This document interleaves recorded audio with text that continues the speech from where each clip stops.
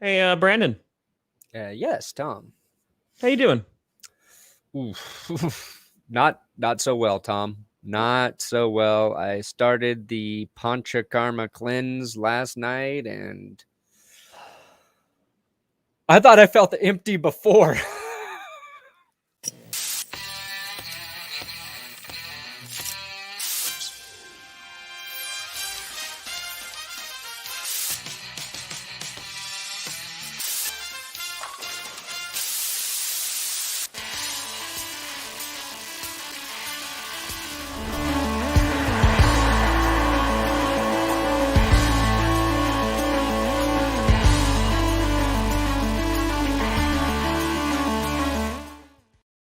Oh, baby! Oh yeah, we were on the wrong sides. All right, I slipped it. Did you see how I did it when I You did this? smooth. That was pretty good. Ladies and gentlemen, it is good to be alive. It's good to be alive. Always. It is, and especially today. And listen, I don't want to brag. It's going to be 64 degrees here in New York. I'm going to Boo! great, but the reason why the world is great. And some people will be like, Tom, we're still in the midst of a pandemic. Tom, World War III is about to break out between Ukraine and Russia. And I know, and that's some gloomy stuff. However, Case Cookus is back in our lives because he was drafted by the Philadelphia Stars. The Stars. Who? For a moment, all is well. Cookus. The Stars received a overall power ranking of 0 in my episode where I ranked the new uniforms because their uniforms suck. It is the worst uniform I've ever seen. And Case Cookus, poor Case Cookus, gonna go play for Philadelphia and look like a McDonald's employee as he tries to sling touchdowns. That's fine. He's going to be slinging hot meat. That's fine. He's going to do it. Ladies and gentlemen, welcome to another edition of the Grassi Perna Show. Tom Grassi, Brandon Perna. We're back. We had an emergency episode yesterday, but we're back on our regularly scheduled program, at least for today, as the kids call it, GPS. Yeah, boy, what a waste that emergency episode was, huh, Tom? Oh my God! What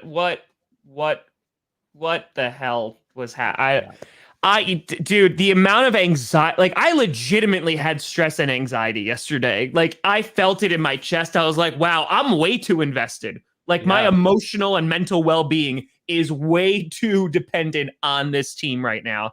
And the anticipation was growing. We were getting closer to 105, and Pat McAfee starts stalling a little bit because there's technical issues. And then I'm like, I don't even know if he's going to appear or not, and then he comes on, and within 5 seconds, he's like, oh, yeah, there's no decision today. Yeah, at least he had the courtesy to do that. At least he was like, hey. That was nice. I know I may have posted a gratitude post leading people to believe that I was going to make a decision today, but I'm not. But I love life. I love the Packers. I love everybody in Green Bay. I love my TV that's on in the background. That's totally the TV and not my maybe fiance.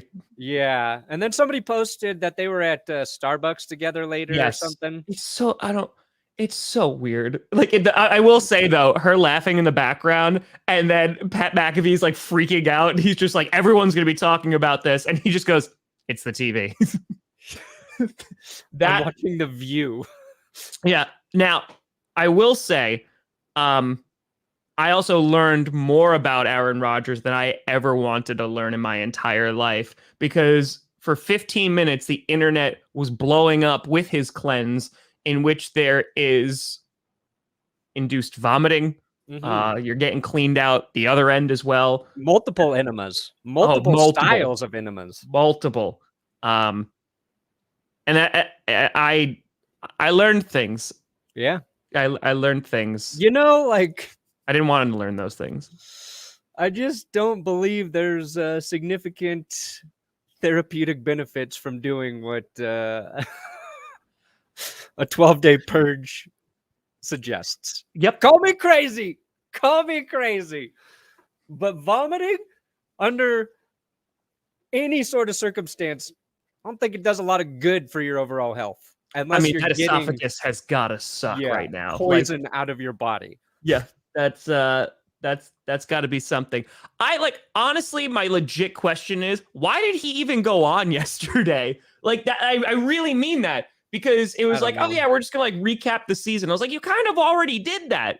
But he's like, no, but now I don't have to focus on the loss and it's not coming right out of there. It was just weird. It just seemed like there was no reason. And listen, shout out to Pat McAfee's show. He had over 120,000 people in there. Yeah, I think close to 140. Yeah, for the top of the announcement.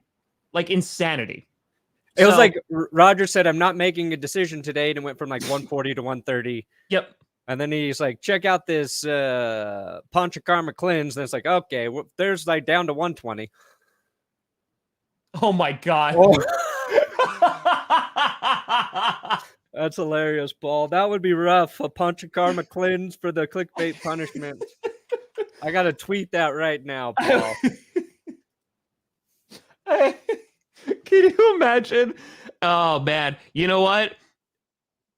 We would have to work really hard. I think we could do it, but we would really have to choose who we want to go through that. And I think because you and I would be safe. We would make sure that we were safe. The posse would rally. We'd be okay. But it'd just be who would we put through that? There's a part of me that wants Scooter just because I want him to vlog the whole thing. And he's chat, press 1 for the enema, 2 for the purge. I want to hear it 3 if you're here just so you don't get fined. I think, honestly, Scooter, I feel like one day would pop into clickbait and be like, dudes, I'm trying this thing called the Panchakarma cleanse this week. Honestly, I could see it. I'm going all in.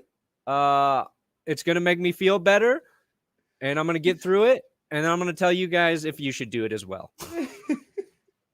And then 2 days in, he'd be like, this is not for any of us. This is...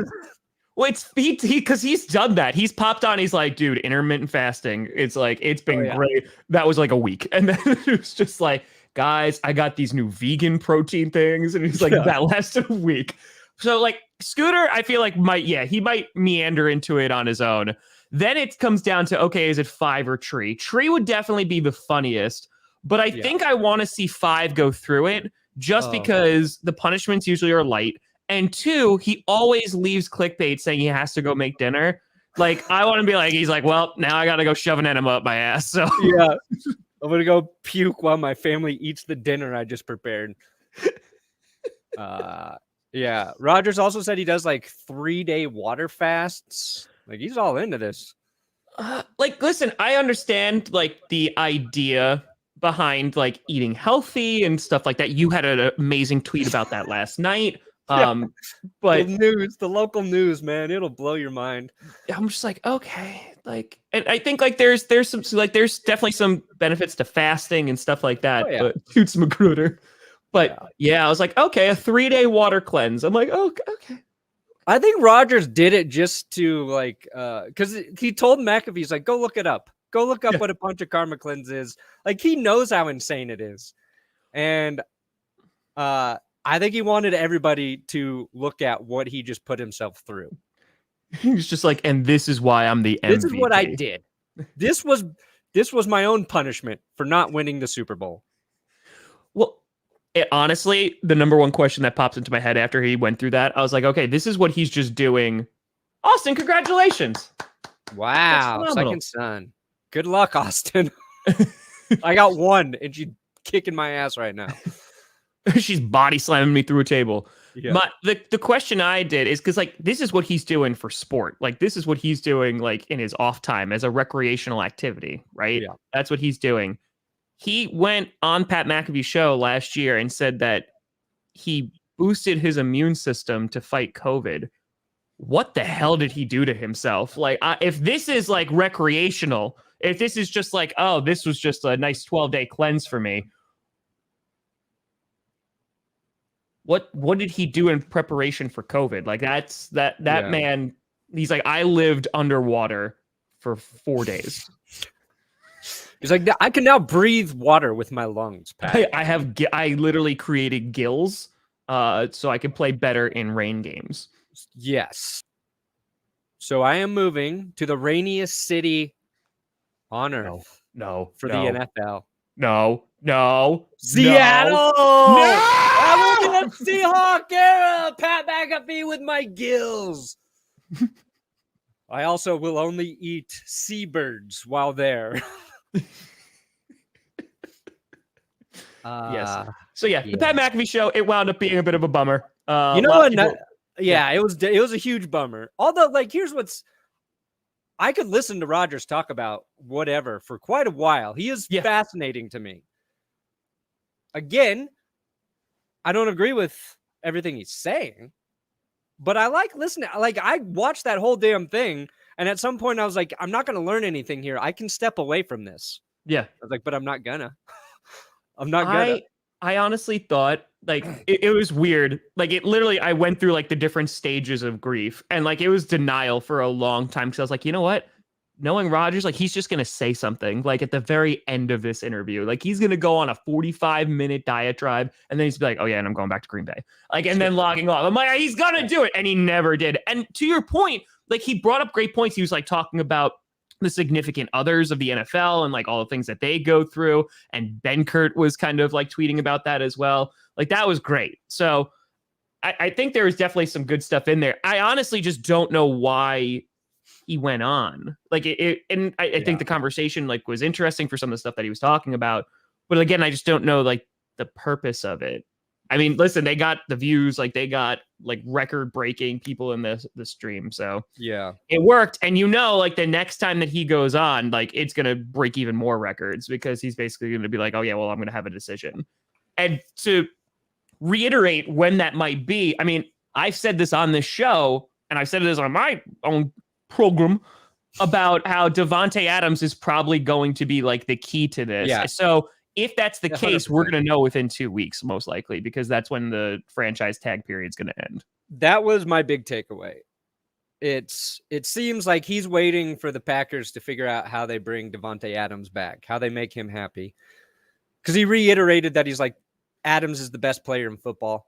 The other key thing he said was talking about the relationship with Goody, Packers GM, and how they're meeting after, I think, Aaron Rodgers returned for training camp. He felt like for the first time he was heard. Like he compared it to Brett Favre and him shaking hands on stage or whatever, and it being like a turning point for Packers country welcoming Favre back in, or Packers Nation, whatever the hell you guys call yourselves. I know fans get mad if you say nation or country and it's the wrong one, specifically Broncos fans. So, like, it seems like everything he said indicates that he's good with going back to Green Bay, assuming Davante Adams goes back with him. Because, obviously, if they don't have Adams, then their offense is a lot less potent. It's rebuild. And the other thing, you can give me your take on this. I think all this, like, egoless shit he's talking about, love the world, love everybody, it seems like he's more inclined to be content with just enjoying the journey that is a football season. And it's not only about him believing the team doing everything in their power to empower him and win a Super Bowl. Like, he's fine if Green Bay, I thought, doesn't make it back to the Super Bowl, doesn't win the Super Bowl, because to him now, with his new perspective on life, it's about the relationships and the journey there with the guys that he grew or that he's built the team with. Like, sure. Seems like it's a little more of that and not like, hey, you mother effers aren't going to give me the right tools to win the Super Bowl. And I'm not saying he's going to be less competitive, but like that was my feeling. And I was trying to articulate it yesterday in my recap of it, but gotcha. That's why I feel like he's going back there, assuming Green Bay can make it work with Adams. It's by the way, the year before Sorry, go ahead. No, I Oh, thought yeah. this comment was amazing for you. I just wanted you to have this just so you could take this in. Get your bench warmer brew. Just don't buy the mug because it'll wash off in the dishwasher, even though they said it was dishwasher safe. And your daughter will decorate it with little stickers. Oh, how cute. Wait, What so a little... if I buy the coffee, I have a daughter? Yep. You get a daughter with every coffee cup.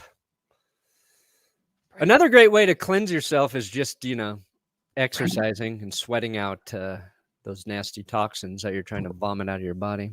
Brandon, I think that's human trafficking. What you just No. Bench warmer brew, bringing you babies. It increases your sperm count, I'm pretty sure. Oh.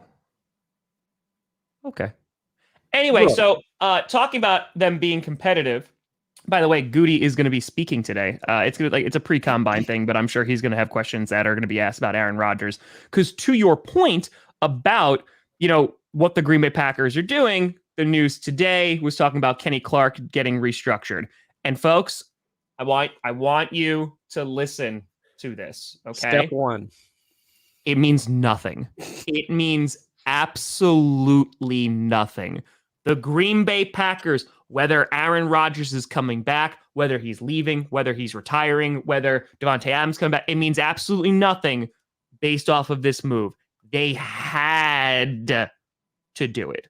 Like, absolutely had to restructure his contract. They added 2 voided years down the line. Like, it was probably the easiest one to rework, right? Like, they're going to have to do this for Bakhtiari. They're most likely going to cut Zadarius Smith, who, I mean, that's evident on social media with all the eye emojis, and he deleted all the Packer stuff. So probably going to cut him. Going to probably restructure Adrian Amos, maybe also extend him as well. Could look at an extension for Preston Smith. Like, there's going to be so much maneuvering that's going to happen. And people are like, oh, well, they were able to knock off like $10 million. Like, this is going to be easy. No, because you don't realize that this is not talking about bringing back Davante Adams, trying to maybe franchise tag him, which, again, I don't know how that's going to work. Like, I don't think he's going to play on the tag. I think that they might do it just so he doesn't walk in free agency and maybe get an extension done before the season actually starts. But they need to actually clear like those $20 million before they do that. So this is like, again, step one of a multiple step process for them to just try to field a team. Yeah.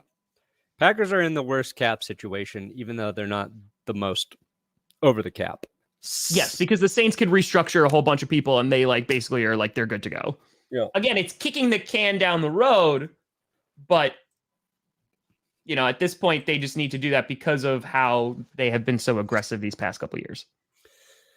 Sorry, I just read your top line in the rundown. Spoiler alert. Yeah, don't spoil it. It has to, because maybe they didn't watch it. It was all about Succession. Yeah, I don't want to spoil it, but that's a good top line. Okay, so there are some. We're gonna get to the USFL draft. I'm gonna fill Tom in about the USFL a little bit here. Case Don't Cookus. you worry.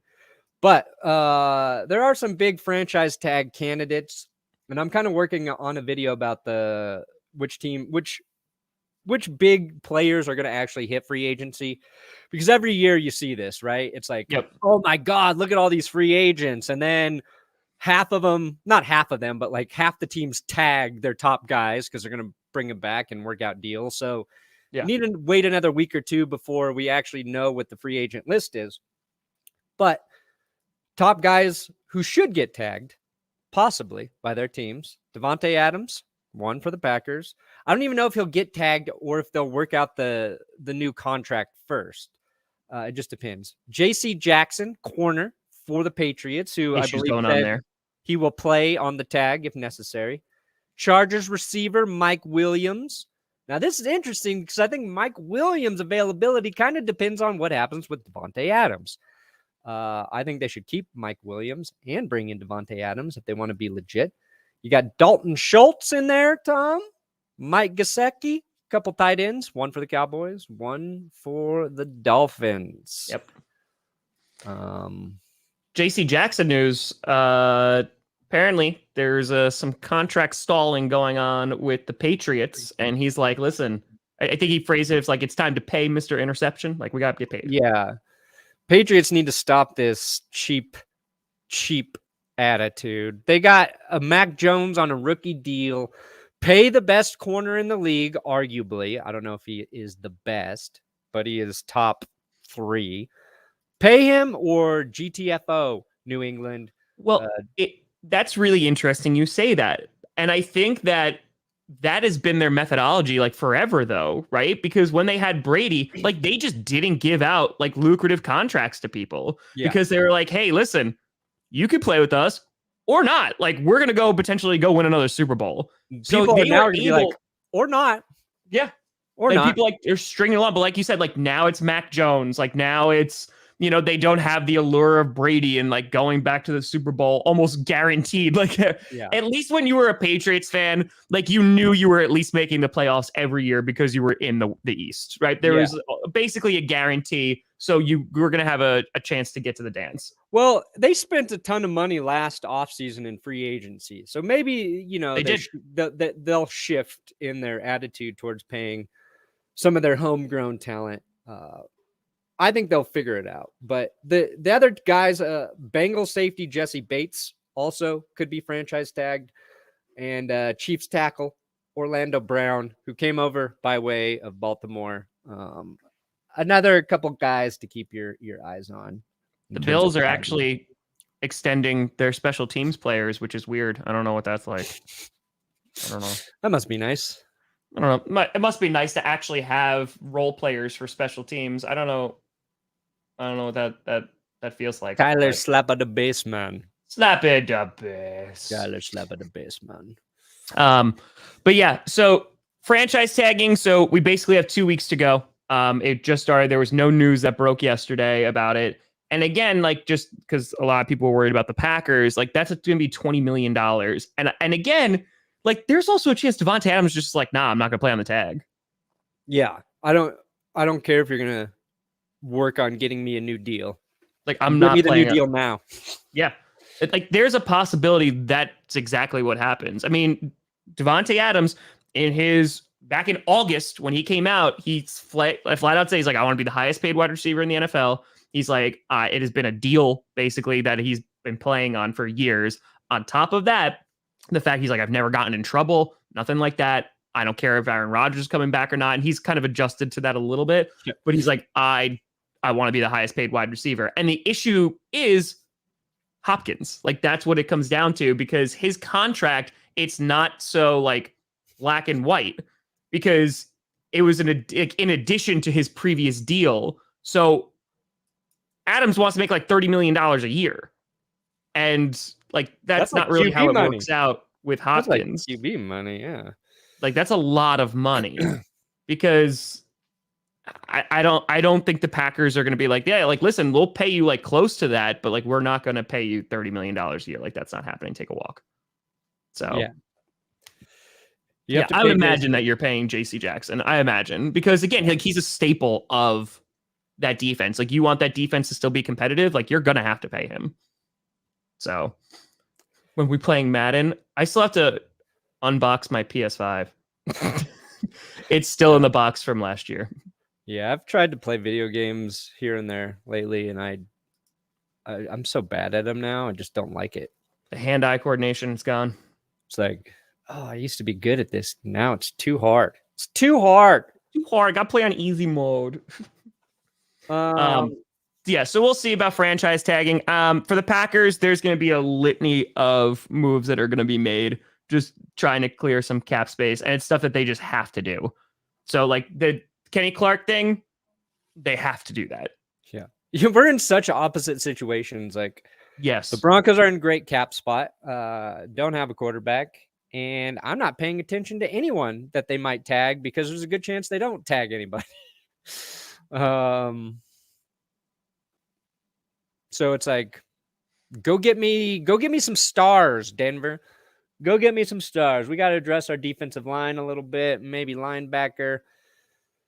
But can you imagine if you just brought Davante Adams in, like you like traded us Jerry Jeudy, like just sign Davante Adams, get Aaron Rodgers.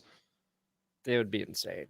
That dude, Jerry Jeudy would be so good with Aaron Rodgers. Oh my God.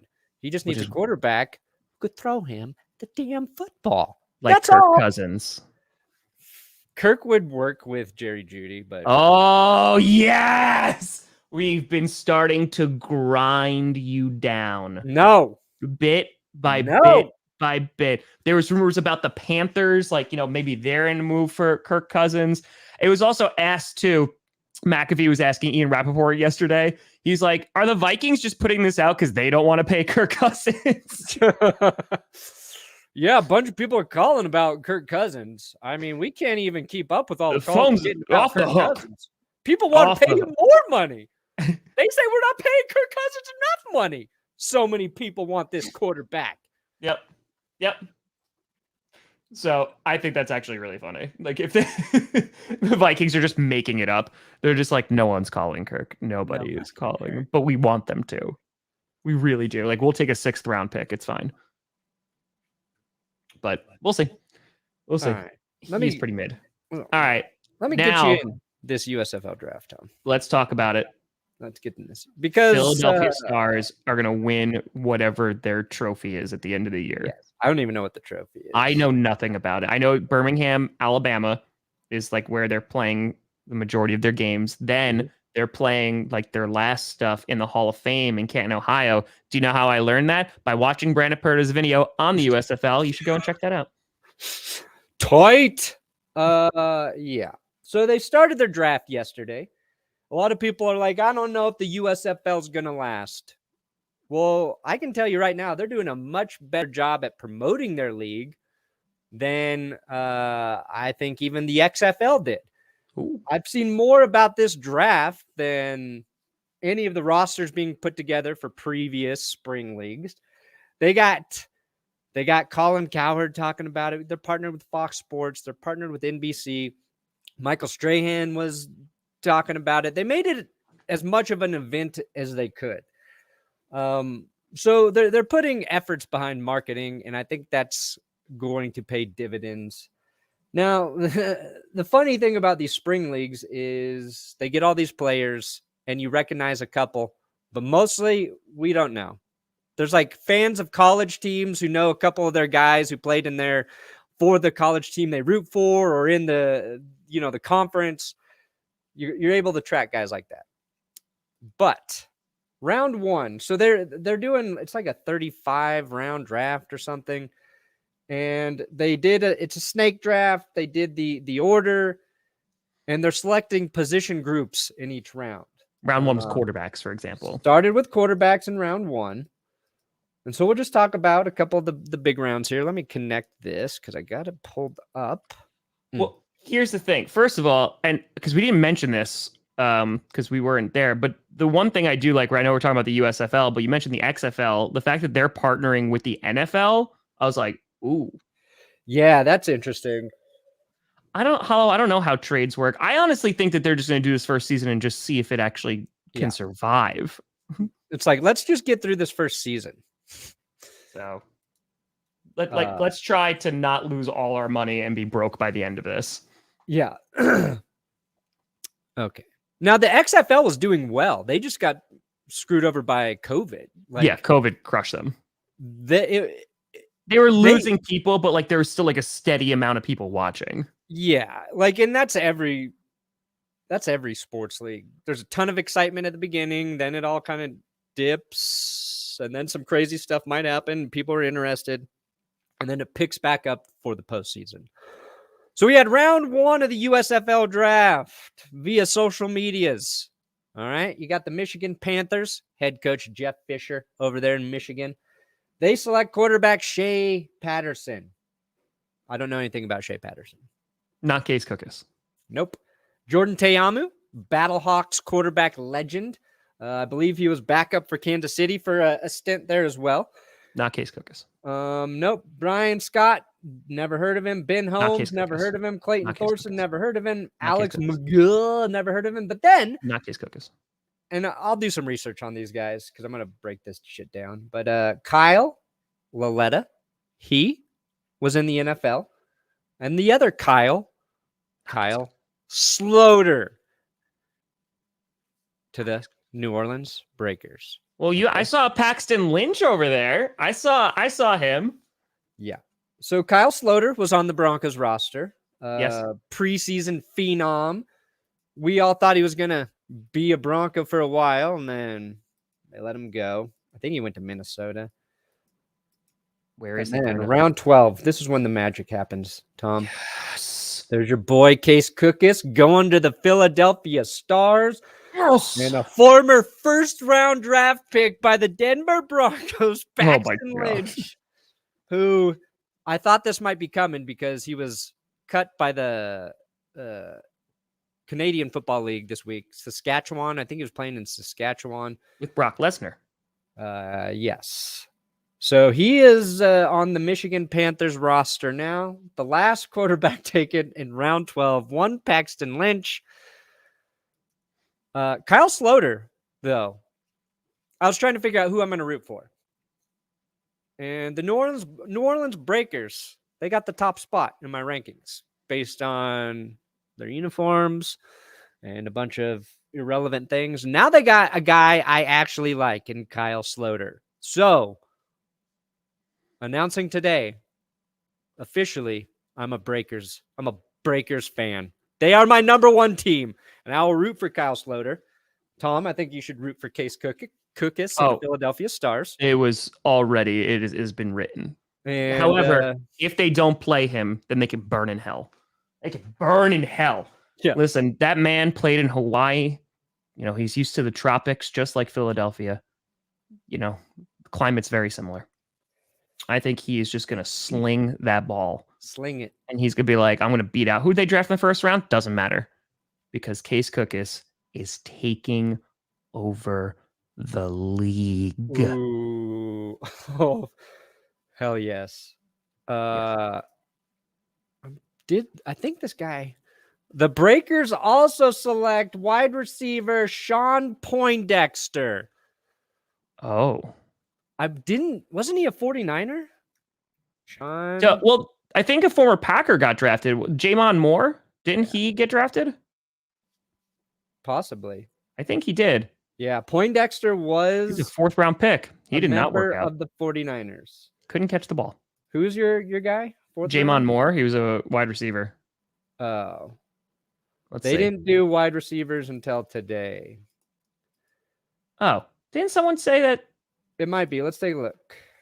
Hold on. Oh, yeah, right there. Number 2. Jamon Moore. There you go. Jamon. Yep, Johnny Dixon. JoJo Ward. Former 4th round pick of the Green Bay Packers. Did not work out. Yeah, obviously. That was a swing and a miss. But all that matters, again, Case Cookus is here. He's going to take over the USFL. And I'm just happy he's getting paid somewhere. What are their salaries? Like, what is a starting salary for what are players? I actually don't know the USFL player take salaries. USFL starting salary. Let's see.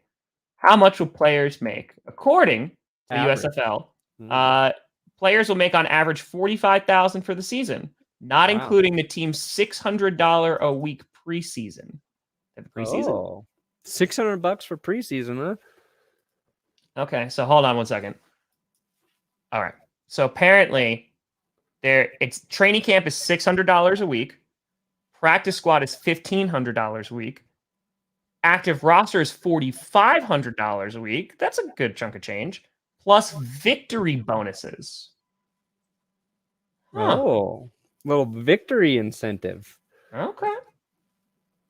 I mean, yeah, listen, I think I'm just a little bit too good for the USFL. You know, not crapping down anybody, but yeah. I don't think so, Paul. I got to work on the college one. That's a video that I love doing, and every year it performs worse and worse. And I'm like, I don't care. I'm still doing the best named players in the upcoming draft. Just like this is what keeps me alive. Yeah. This is my roots. Do I think the USFL will last?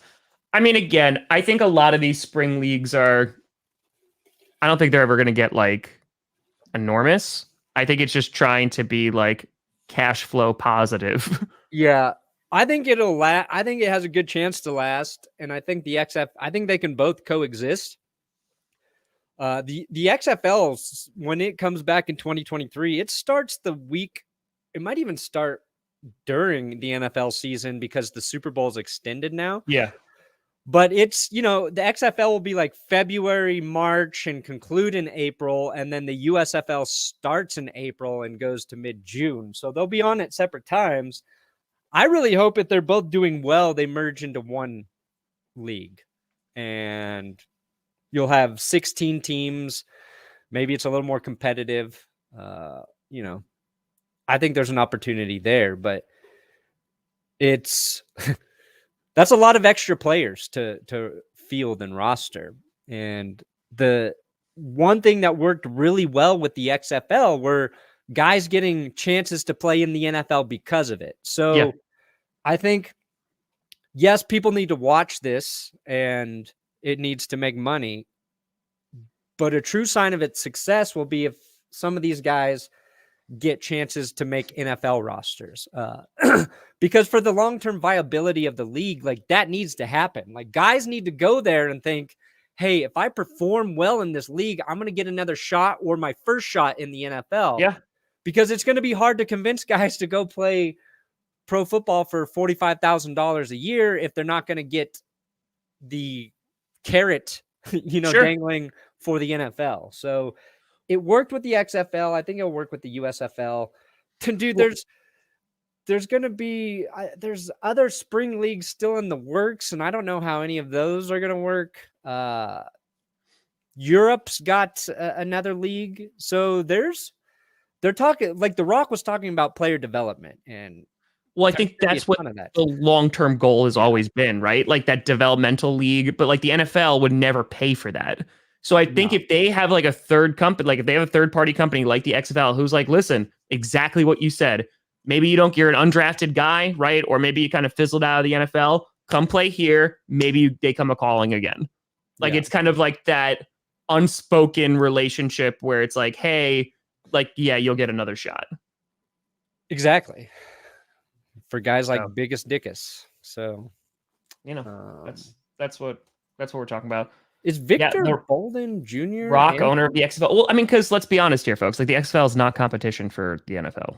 It's never going to be. Like it's not going to be as big as the NFL. The best thing that could happen to them is exactly what Perna just said. It becomes a like pseudo development league, and that's it. Yeah, it's like these are guys who are probably on NFL practice squad rosters and then got cut and then never picked up. It's a chance for them to prove like that was a mistake. And even like, but the other thing that probably needs to happen is the leagues need to become profitable, and it needs to become a place where guys are like, I can't make it in the NFL, but I can make an actual living here for a couple years doing what I love to do, which is play football. So the league has to grow in popularity, and they have to be able to offer more competitive salaries to players. Whereas like a guy can make let's say 45 and there's some bonuses. He can make 55,000 a year, or he's like, or I could go make 70,000 a year doing a normal job. Like, that won't put my body at risk. Even if you're on a practice squad, you get over $100,000 a year, like in the NFL. So in the NFL. That's what I'm saying. Like, even if it gets you a spot on the practice squad, you're getting paid more money than you would be here. So, honestly, Antonio Brown to the XFL would definitely put eyes on the XFL. I don't think he goes to the USFL, but would definitely put eyes on the product. Not in a great way. He would tear. Like, if I were Tom Brady, I would just go play in the XFL 1 year for fun. Like, what am I going to do in the NFL? Let me go throw 1 billion touchdowns for the freaking Birmingham Stallions. But like, I would like to have fun if I were super successful. These other guys it's too much business.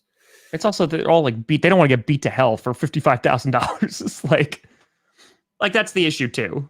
Yeah, but come on, man. You could be king of USFL, XFL history probably forever. Probably forever. He throw 85 touchdowns in a season. Like, I want to see the Disney movie where Tom Brady goes to play for the Philadelphia Stars and they do so well, he brings them into the NFL, replacing one of the garbage teams there, and then he goes and wins a Super Bowl with them. I see the Disney. It already plays itself. Done. Ooh, Cam Newton in the XFL. Yeah, his NFL career's probably over. Haven't really. Nobody's even talked about that, I feel like. No. He came back to the Panthers. I'm back. It's a huge story. Gone. Everyone's like, oh, good for the Panthers bringing Cam Newton back. And they're like, oh, shoot, he's still not very good. And then Sam Darnold takes over, and we've all forgotten about Cam. And that's how so many careers end for football players.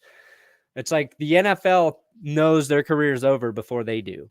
It's like, yeah, the more you watch guys that were really good too, like TJ Ward for the Broncos was great with them. Such a key part of their Super Bowl sort of roster. And then he went to Tampa for a season. They didn't bring him back. He wanted to get back in the league. You thought like, oh, he could still play, and just nobody picked him up. Yep. Bounced on some practice squads, and that's it. Brandon Marshall, the Broncos linebacker, same thing. It's rough. When it's over, it's over. Like, it's done. Yeah, you're 100% correct. I do think, Perna, since you're a Breakers fan, you have been go Breakers for life. I think that when the Philadelphia Stars and the Breakers play, as long as Case Cook is still on the team, maybe we should do a live play-by-play of what. Oh, hell yeah. We'll stream that. I'll have no idea. I will do zero research for that game. I will do zero, but I will do a play-by-play for that. I would love to do that. 8 people will watch, but it will be worth it. Yeah. Hey, if we could convince 1,800 people to join us on this Wednesday morning, we can do it. Yeah. We can get them jazzed up for a USFL face-off. You know what? That should be their mascot. Just like windbreaker jackets, pants. That's it. Yeah. Or it's just a flatulence cloud is their mascot. Sir Flatulence. Because they're breaking wind. And for you. Yeah. This already sounds like a thing that's gonna be good. Now, here's other news that happened a couple days ago, I think, right? Jarvis Landry going on the Twitters. Talking about the Cleveland Browns. Yeah, classic Browns receiver move. Yeah, I mean, I saw this and I think it was like a bit polarizing because there were some people that were like, hey, like he has been such like a loyal part of the team. He's been such a great player. Like he can say like whatever he wants to say. But then like people were also like screenshotting that he liked OBJ's tweet, like saying that like God was working with him, and OBJ was responding to like it's all about the quarterback. So then they said like, oh, they're taking shots at Baker Mayfield. Wow. And yeah, listen, I'm sorry, Browns fans, that you're going through Twitter problems too, because I know that life and social media. But yeah, like he basically talked about how he was injured. Right. The first tweet saying I got hurt week 2, high grade MCL sprain, partial quad tear, and a bone bruise. He said came back way too early, ended up staying hurt the entire season. Right. He said he never talked about it. He never mentioned it. Said like media availability like wasn't there because he was focusing on all that great stuff. He said I put the ball in Cleveland's court by telling them I would like to stay, but if not, then I would basically I want to go somewhere to win a championship elsewhere. Yeah.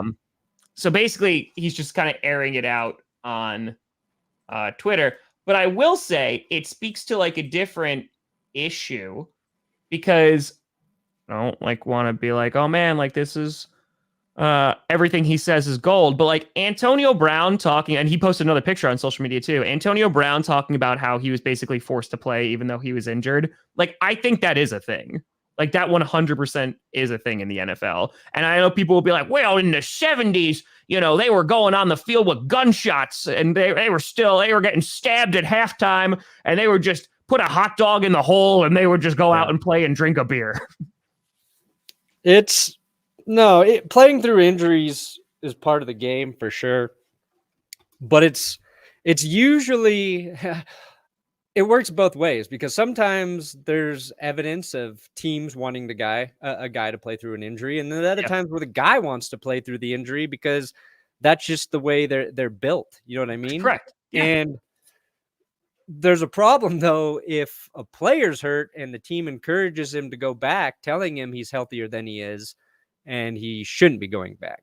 That happens, I think, a lot, and I think a lot of players trust team medical advisors, and I don't think every team's medical staff is on par. And what are you talking about? The Chargers one is great. Yeah. Like, guy, let me just play through that stabbed lung, Tyrod. Just you want to play through some broken. Tyrod Taylor was trying to play through rib injuries, painful rib injuries, and they stabbed him in the lungs because they went too far with the pain-killing injection. Yep. Antonio Brown knows the deal, though. That's my thing with him. Like, yeah, I'm not like saying like he's now like a martyr for this, but I'm saying is like I think that they're a 100%. And again, I think it's a case by case basis, but I do think that there are some medical staff that are not great in the NFL. Oh, for sure. And there are guys like, Cam Akers who came back from a ruptured Achilles the same season. Like, that's insane.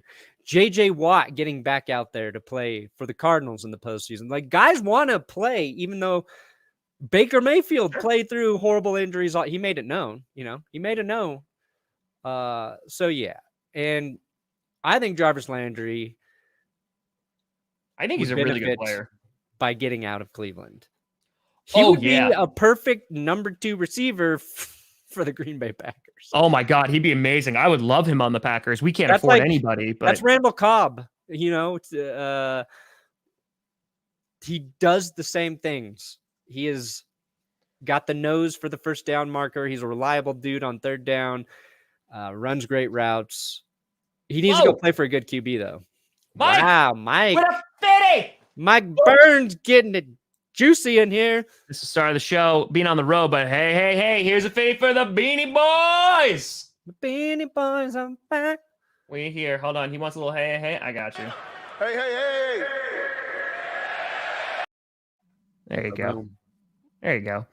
Yeah, but we'll see. I mean, Jarvis Land, you look at the Browns and like their offense needs to get better.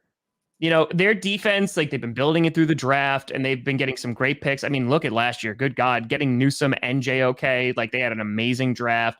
Both those players, they did pretty damn well. Newsome, I think he dealt with injuries and stuff, but JOK was phenomenal. I can't believe he fell that far. But their offense needs to get better. I mean, they have a great run game, right? They have Chubb and Hunt and they're phenomenal, but a lot of questions of what goes on in Baker Mayfield. Yes, he was playing injured like the entire time, like the back end of the season. I really started in the beginning though, because it was in the Texans game. And then like you look at the receivers that they're going to throw to. I mean, like you have Donovan People-Jones, but they need to get more potent on the offense. Yeah. So, I root for Baker. It's so hard to evaluate him because of the injury. Because we've seen him play well, we've seen him play bad, and there's been crazy circumstances in Cleveland too through his career. So I don't know what to make of him. I don't know what to make of the rumors that Kevin Stefanski wanted to move on from him. But I will put it like this: if you can't get to the playoffs with a run game that is tops in the league, close to it. And I know it wasn't as great last season. Kareem Hunt got hurt, but you probably don't have the right quarterback. Kirk Cousins and the Vikings can't get to the postseason with Dalvin Cook back there to rely on. With Justin Jefferson, like, to me, that's a quarterback issue. And yes, there's always different things you could point to. Oh, we didn't make it all the way, or whatever, like the Packers, the special teams. But anytime shit got close for Green Bay, Aaron Rodgers puts them over the edge to win regular season games. Kirk Cousins doesn't do it. Baker Mayfield, I don't think is going to do it. Like, when stuff gets messy and you've got that talent around you and you're not elevating, don't know. See, but I don't know. If the Vikings, Kirk Cousins doesn't elevate them, but I think that a lot of that was coaching. Like a lot of that was coaching. Like so the conservative play calls that they were calling and not utilizing any of their weapons on offense. Like I think that because our O-line got better. And you look at the Browns too, and that Stefanski's like, I think his seat is getting a little warm. I'll be completely honest. I think it's getting a little warm. You do have to look at the offensive line. You do have to look at their receivers.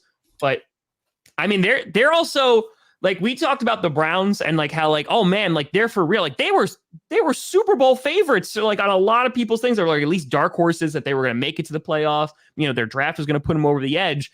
And now the Ravens are going to be healthy, right? Or at least not be mostly dead. On top of that, the Bengals just went to the Super Bowl, and then the Steelers, who knows what the hell they're going to do, but they'll still have a good defense. Like their division, like is still going to be good. And now that it's going to be a challenge just to win that division. Yeah. So I don't know what the Browns Baker Mayfield, Kirk Cousins, Carson Wentz. Sell. Carson Wentz especially. You had the best running back in the league once Derrick Henry got hurt. Could debate that whole situation. And you failed to get your team into the postseason. Carson Wentz is a perfect example of a quarterback not giving his team anything extra. Good defense, great running game. You could argue maybe not the best receivers, but like I look at all those guys, it's like the same. And I know Kirk Cousins has better numbers, better stats than all those guys, a little safer with the football. And he could probably succeed in a better a team with like a really good defense. Kirk Cousins could probably succeed. But you got to ask yourself, like, why are you calling conservative game plans? Is it because your running back is the best in the league? Is it because you're a defensive-minded coach and you haven't realized that your offense has outgrown your defense? What? Mike Zimmer? Just a little. Dalmati! Boop! Whoa. Dropping a 50 for the kitty. Appreciate you, and I got you something. You something. And when you have a veteran quarterback, too, and you want to criticize the play calling, I put that on the quarterback. Like, you're out there with your team. You don't like the play? Freaking change it yourself. You know how to do that, Kirk Cousins. Do you think Peyton Manning got a play in his ear and was like, that's a little too conservative for this situation, but coach called it, so I'm going to run it. Like, you think Tom Brady does that? Aaron Rodgers? No. Well, that's the veteran aspect of it. Yeah. You're wrong. And sorry. Baker's still young. No, yeah. Meow. Baker's still young. Those other guys, well, Wentz a little young, but like you got to take charge. You got to be like, no, I'm seeing something different. I'm going to attack. Yeah. Give me a leader. I've watched these quarterbacks for so many years now. That's why I get. So you want Kirk Cousins, is what you're saying, or you want a team of Kirk Cousins, Baker Mayfield, and Carson Wentz? Yeah, give me all three. All three. Just play one on different downs. It's fine. Shout out, baby. Saying, you guys gonna live stream the combine and draft together because we'd love to see GPS dynamic duo. Well, we just talked about the USFL. Just saying. I'm sure the week of the combine it will be on during some GPS. Yeah, so we'll talk about it while it's live. We'll do some breaking news, and this is for you, by the way. Go Chargers, go! Good Chargers. I love that one. Good Chargers. I do love that one. But yeah, I mean, Wentz needs to go. Wentz is not the answer, at all. Oh, there you go. Oh, one time. You bring up one time. There's a difference between like a play call coming in versus like a big decision like that from your coach too. But Zimmer would just like punch you in the face and be like, absolutely not. He's like, no, it's not happening. Kirk Cousins, all his money's guaranteed. I'd tell Zimmer whatever the hell I wanted to. Now he doesn't have to. I mean, yeah. I think the best move for the Vikings is to move on from Kirk Cousins 1,000,000%. I just don't know who you put back there, like to potentially take over. Maybe they should trade for Carson Wentz. Oh, please. Well, I think they roll with Kirk Cousins this year. They got a coach who I think likes Kirk Cousins now and Kevin O'Connell. They're together in Washington. And if anybody's going to get the best out of Cousins, I think it'll be O'Connell. Like, I think there's a changing too in terms of coaching styles at the head coach position. Like teams are going younger coaches, and like the message from these guys, especially like listening to the Broncos coaches, and that's coming from Green Bay, that's coming from the Rams. These are coaches who want to tool their schemes to fit the players. Where I think there was this older school mentality of you're going to fit our scheme as a player. Like as a head coach, I know how we're going to call this. If you can't run this, then we're going to find somebody else to do it. Like I think part of Vic Fangio's problem might be that like he gets good. I think there's just a shift in approach. Yeah. And I think like Mike Zimmer with Kirk Cousins, it's like, we're going to do shit my way, Mike Zimmer's way. New coach is like, hey, we're going to make this work for what Cousins' strengths are. Yeah. And maybe Zimmer thinks he does that, but I don't believe it. But that's what a good coach is supposed to do, right? Like that's not some like out there like crazy. Like you could have Mitch Trubisky back there, and Matt Nagy would have been a better coach if he played to Mitch Trubisky's strengths. Which, by the way, do you hear this talk about him being a QB1 somewhere? And I was like, yes, do it. Go win yourself a Super Bowl, Mitch Trubisky. Like I'm all about it. I would take a chance on Trubisky over Carson Wentz. I'd take Trubisky over Baker Mayfield, too. Doug wants to know if that's giving up too much. Oh. Dude, don't you think Rodgers to Denver is giving... No. The draft capital is your future. This is a good question, Doug, because I see it a lot. And people are like, why would you mortgage your future for a guy like Aaron Rodgers? We did it. Because your future is trying to find a guy like Aaron Rodgers. Once you have him, all that other stuff you figure out. Like, winning a Super Bowl is the goal. It is so hard to do. If you do it once, you nailed it. People think you can get back there over and over and over again like the Patriots did, and it's not the case. Maybe the Chiefs are the most prime team to do it. But no, you're trying to find a quarterback like Rodgers. And if you learned anything from the Rams and the way they just won a Super Bowl, you don't need first and second round draft picks to do it when you get that guy. They got to the Super Bowl with Jared Goff. And they're like, we're not going to get back there with him. We'll trade more picks to get Stafford, get rid of Goff after we already paid him. Like, no, I think it's if you have the opportunity to acquire a top 5 QB, you do it because you can figure out all those other issues. Like, sure, you might have a down year somewhere where you're making up for some of those decisions, but yeah, the future is those guys. Well, that's the thing too. Like you bring up a really great point. And I think it's like, it's the view of so many teams want to be the Patriots, right? Every single year they have an opportunity to go to the Super Bowl. Look at the Green Bay Packers, right? Literally since 2009, the Green Bay Packers had a chance to make it to the Super Bowl because of Aaron Rodgers, their offense, what have you. And we did it once. So there's that mentality of let's just try over and over and over and over and over again because we have that franchise guy and hopefully, you know, we're able to just like hit on one of them, hit on 2 of them, and then we're great. Then there's the other mentality of like, listen, I will suck every 10 years, but if every 10 years I can win a Super Bowl by going out and potentially getting a guy, and there's nothing guaranteed, then a lot of people will take that.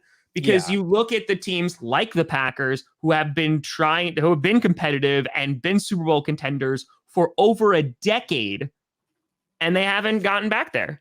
Yeah.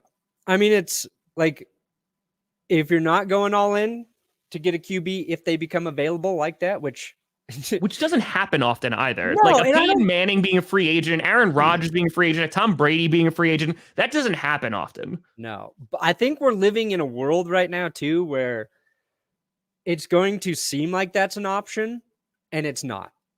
It is a way for the NFL to stay relevant in a time when not a lot's happening. I think the Russell Wilson stuff overblown. I think the Aaron Rodgers stuff, there was something there. People are desperately trying to hold on to it still being real. Yes, he's got to make a decision. But The Stafford trade last year. That was the only one that happened. We thought Deshaun Watson might be on that. You had Wentz, but yeah, and that was going to happen. Yeah. But that has a crazy side story to it. Yep. Like a horrible legal situation, which Deshaun Watson's legal situation ain't going to be resolved until I think it's like possibly April at this point. So they thought they thought this was going to wrap up possibly in January. Now it's April. It's a weird situation. But I think the NFL and the people reporting on the NFL are going to make stories where there aren't any because it's interesting. It's the dead season. Click on it when quarterbacks might be on the move. But you're right. When teams find really good quarterbacks, they do not want to let them go. I don't think Russell Wilson will go anywhere at this point. I saw I think it was Adam Schefter said he hasn't requested a trade yet. Seems like the time's running out on if Russell Wilson wanted to leave Seattle. Sure. So like these big profile players, you're right, Tom, they don't become available that often. It seems like they might now, but I think that's just a shift in the way news is presented for this, for quarterbacks to keep us all interested. Ooh, like next season, who's it going to be? Yeah. Yeah. Joe Burrow, is he not happy with his contract with the Bengals? You look right now what's going on in Arizona. Yeah. But again, we're also talking about like non-Hall of Fame QBs. Like when we're talking about like, Peyton Manning's a Hall of Famer, Tom Brady's a Hall of Famer, Aaron Rodgers is a Hall of Famer. Like that, it doesn't come around very often. And so to Perna's point is like, listen, I know that if we get this guy, we're automatically Super Bowl contenders. Yes, it's going to be for a limited window, but now that we have our guy, let's go all in. Because I'm sorry, maybe I don't want to speak for you, Perna. If you decide to go get Aaron Rodgers, right? And if you won a Super Bowl in the next 2 to 3 years, but then you sucked for another 10 years, I think you take that. Yeah, for sure. Easy if we get back to the Super Bowl. Again, I'm in year 6 with sucking, and I'm like, no, this is too long. This is too long. But also in the next 3 years, I can win a Super Bowl and then be bad again. Yeah, I'll deal with it. It's about like the ability to potentially make it back there over a long period of time, or knowing I have a limited window. Let's go all in. And again, it might not work out. Yeah, like there's no guarantee in the NFL because you could have a super team and you get knocked out in the first round. Right. No, totally true. And another argument is like the Broncos aren't good at drafting quarterbacks anyway, so why even try to do that again? Well, you got a different guy running the draft now in George Payton. Sure. Like because of their past ability to not find a quarterback in the draft does not mean they won't find one moving forward. Sure. And even if it was John Elway still, it's like doesn't mean he's going to keep missing, but it's not him. It's George Payton. So I think like if you can get a guy like Aaron Rodgers, obviously you do it. And even if you had him, I would be taking shots at quarterbacks in the draft, not in the first round. But if you don't get Rodgers, people are like, do not use your 9th pick on a QB. If you like a QB in this draft, take him at 9. Just take him at 9. And if you suck with him, you're going to be in a position to draft another quarterback next year. You do it again until you find that damn quarterback, because if you don't have him, I don't care how good your defense is. I don't care how good your skill players are. It doesn't matter. It does not matter. If you like, back to what you said, where were the Colts? Where were the Colts in the postseason? At home. Where were the Browns? At home. Who was the other quarterback we were talking about? Kirk Cousins. Where were the Vikings? At home. I'm done. Talking about quarterback. By the way, I didn't know you could pass on draft picks in the USFL because they just concluded like 30 minutes ago their round 17 wide receivers, and the second team literally just says pass. Pass. Well, we already got all our wide receivers. It's like, no, we're done. We're good now. Thanks. One mistake I feel like the USFL made was the first round. It started with quarterbacks, and then it just went to offensive line. It's like, it was quarterbacks, line, corners. Give us something sexy in that first round. Give us quarterbacks, give us receivers. then some offensive line. Pass Or just have rushers. offense and defensive line for like day 2. Yeah. Like you have a window, I think, to captivate people, and you need all the sexy picks coming. Oh, I didn't know that. You get a comp pick at the end of any other round of your choice. Wow. That's actually pretty interesting. Cool. Okay. Yeah, that's true. I know. I'm privileged as a football I'm fan. sorry. Look at the Lions. Yeah. So They All right, had we did it. the Lions are the weird example where they had a quarterback. They could just never put a good team around him. they just never had a running back or a line or And when they Yeah, had Hall of guys Fame, like Calvin Johnson, they wide got him receiver. Yep. retire. So anyway, But- we did it, Tom. Look at that. We We're did. We went over. We talked over on a. We're in uncharted waters here It's true. for GPS. But thankfully, we can navigate you home. That's right. Damn right we can. Perna, what do you got coming out today? I don't know. I'm trying to do this free agent video, but life keeps getting in the way, and I got to take care of a bunch of life stuff. And if I can get all that done, then it'll be top free agents who will actually change teams. Ooh. But that might be coming tomorrow, so we'll see. Tom, you?